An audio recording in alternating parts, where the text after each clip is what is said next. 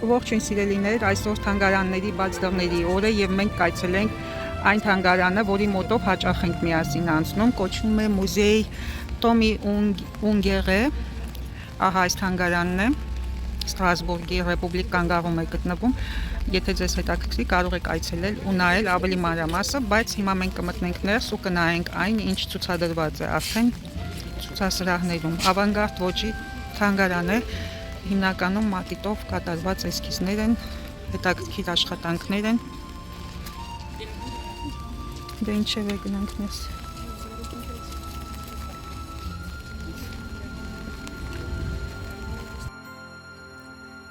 Տոմի Ունգերը ծնվել է 1931 թվականի նոյեմբերի 28-ին Ստրասբուրգում։ Նա ֆրանսիացի հայտնի մուլտիպլիկատոր, նկարազարդող, գրող եւ հեղինակ է։ Տոմին նրա մականունն է, իրական անունը Ժան Թոմաս Թեոդոր։ 1998 թվականին ստացել է մրցանակ Հանս Քրիստիան Անդերսենի նկարազարդման համար։ Նա համարվել է իր սերնդի ամենահանճարեղ նկարազարդողներից մեկը։ 1957 թվականին միջազգային կարիերա է ստեղծել գրաֆիկական արվեստի բազմաթիվ ոլորտներում։ Նրա մանկական գրքերից մի քանիսը միջազգային հաջողություն են ունեցել, ինչպիսիք են Օտո Թեդի Արջուկի ինքնակենսագրությունը 1999 թվական, Զերալդայի հսկան 1967 թվական, Երեք ավազակները 1961 թվական, Լուսնի մարդը 1966 թվական։ Հայտնի լինելով նա նաև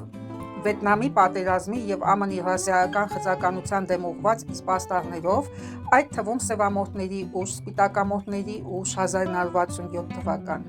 Նկարիչը առաջին հերթին իր ժամանակի հասարակության ուշադիր դիտորդ էր։ Այսպիսով նա ներկայացրել է ամերիկյան հասարակության որոշակի ասպեկտների կծու երգիծանք։ Բազմակողմանի ստեղծագործ լինելով նա նաև հետաքրքրված էր քանդակագործությամբ եւ գրել է բազմաթիվ տեքստեր, այդ թվում մի քանի ինքնակենսագրական աշխատություններ։ Ստրասբուրգում է գտնվում նրան նվիրված ահա այս թանգարանը։ Տոմին մահացել է 87 տարեկան հասակում Իռլանդիայում, 2019 թվականի փետրվարի 9-ին ուղարկավորվել է Ստրասբուրգում։ Եվ ահա նրա աշխատանքները ունեն խոր փիլիսոփայական ազդեցիկ մտքի ուժ, ինչպես նաև վառ երևակայություն։ Ի դեպ նա ստեղծագործել է դեռևս մանկուց, իր վառ երևակայությունը իրեն տարել է լրիվ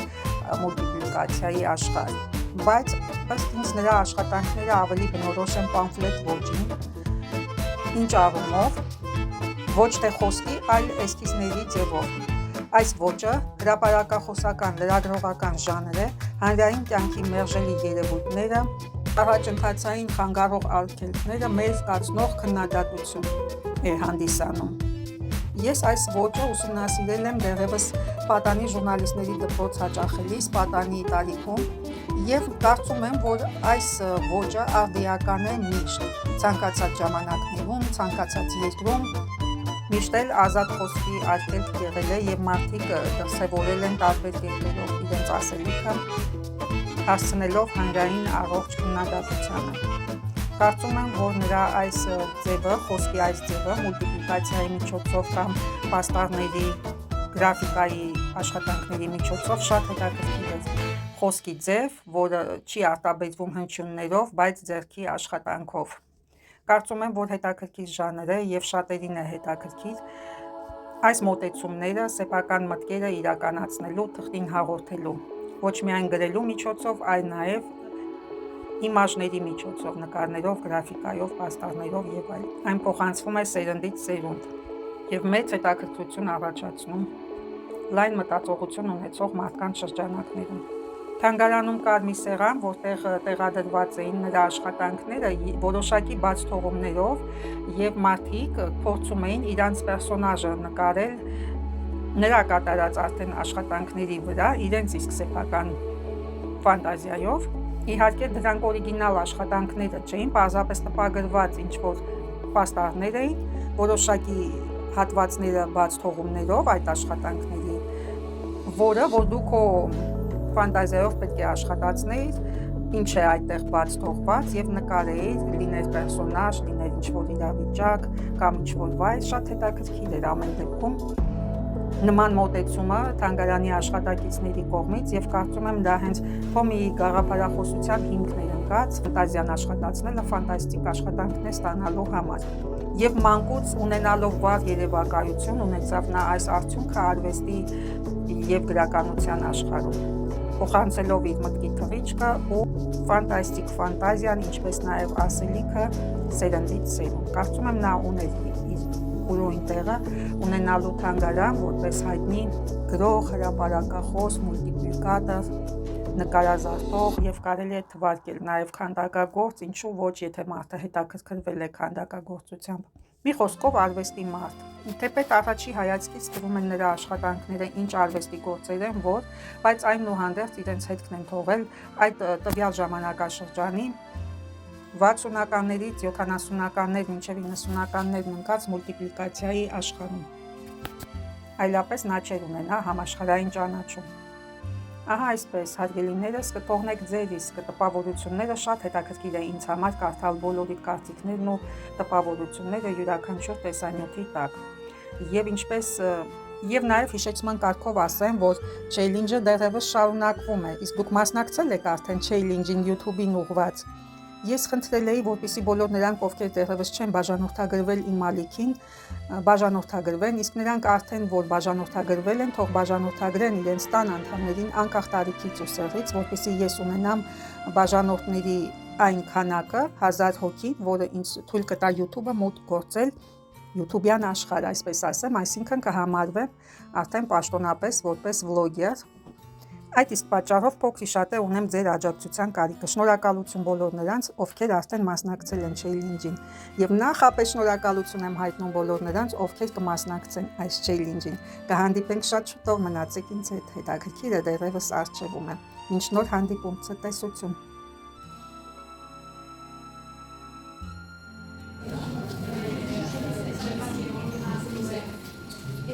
Սիրուն նավա, քո նավից է, բայց պարուսներ չունի։ Космический корабль, лунатика.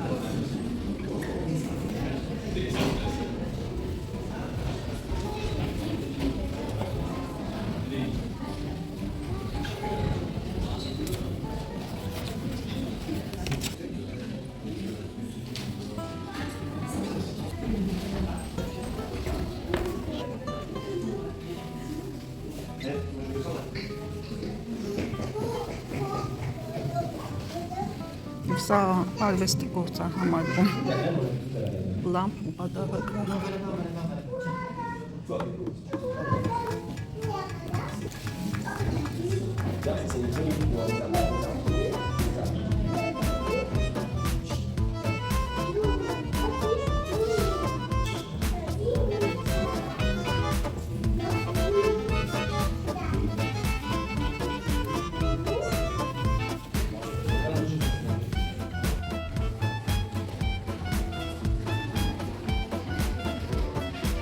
Շտեմքեր են, չէ։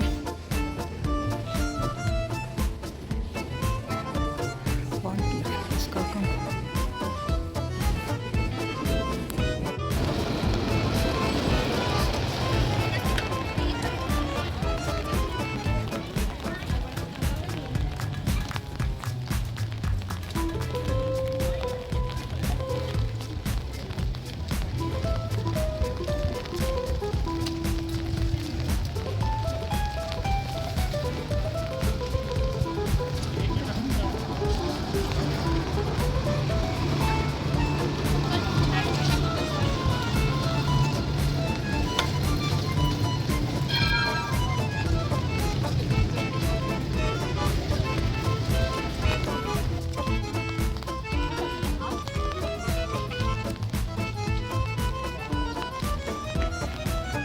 Հիմա դուրս եկա թանգարանից, տպավորություններս հետաքրքիր են, անբացատրելի աշխատանքները ավանգարդ ոճի են եւ էսքիզներ էին, մատիտով կատարված գրաֆիկ աշխատանքներ հիմնականում։ Առանձնապես խոշոր արվեստի գործեր չկային ցուցադրված եւ այդպիսի վաու տպավորություններ չունեմ, ցնցված չեմ, պարզապես թանգարանային օրեր այցելեցինք միասին, այսքանը։ Կհանդիպենք շատ շուտով, մնացեք ինձ հետ, ամեն ինչ դեռ առջևում է, ամենահետաքրքիրը դեռ առջևում է։ Ցտեսություն, մինչ նոր հանդիպում։